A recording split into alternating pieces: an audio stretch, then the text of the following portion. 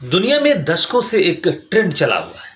कोई भी मुसलमान किसी तरह का नापाक हरकत करता है या किसी बेगुनाह का खून करता है तो दुनिया हर एक मुसलमान को एक ही चश्मे से देखने लगती है कि मुसलमान सभी एक जैसे ही होते हैं। इनका धर्म ही खून खराबे का है। हालांकि इस्लाम शांति का मजहब है, कभी भी खून खराबे की इजाज़त नहीं देता।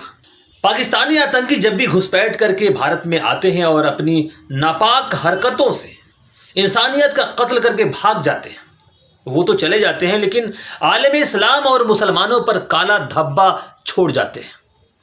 दूसरी सभी कौमों को ये सोचने पर मजबूर कर देते हैं कि क्या इस्लाम कत्ल गारत का मजहब है और जिसका खमियाजा मुसलमानों को भुगतना पड़ता है। इन आतंकियों की नापाक हरकत की वजह से दूसरी कौमों को मुसलमानों के माथे पर दिन के उजाले में आतंकवाद लिखा नजर आता है। पहले कहा जाता था कि आतंकवादियों का कोई धर्म नहीं होता, लेकिन पहलगाम हमले में आतंकवादियों ने जिस तरह से धर्म पूछा फिर गोलियां मारी, उसके बाद से कहा जाने लगा है कि आतंकवाद का धर्म होता है।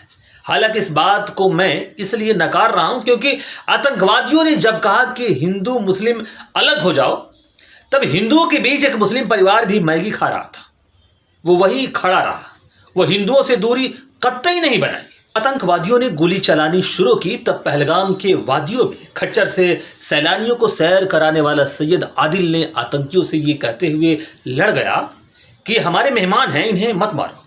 हालांकि वो भाग सकता था, आतंकी उसे मारने नहीं आए थे, आतंकी तो सैलानियों को मारने आए थे।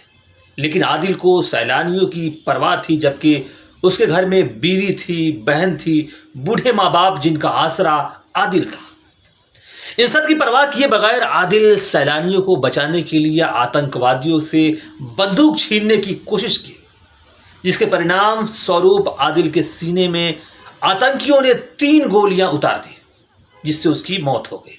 सोचिए जरा, एक ही इस्लाम है जिसके लिए कोई बेगुनाहों का कत्ल कर रहा है तो कोई बेगुनाहों को बचाने के लिए सीने पर गोलियां खा रहा है। अब कौन जन्नत में जाएगा ये तो मालिक जानता है। लेकिन तभी आदिल का रिश्तेदार जो कपड़ा बेचता था, नजाकित, उसकी नजर पड़ी आदिल पर कि आतंकियों ने उसे गोली मार दी। फिर नजाकित को आदिल के पास जाना चाहिए था, लेकिन नजाकित ने ऐसा नहीं किया। नजाकित ने अपने भाई को छोड़ दिया ये समझकर कि उसकी मौत हो चुकी है, जो जिंदा है उसे बचाया जाए, और 11 लोगों को नजाकित ने बचाया। ये है इस्लाम, जिसकी बातें कोई नहीं करता।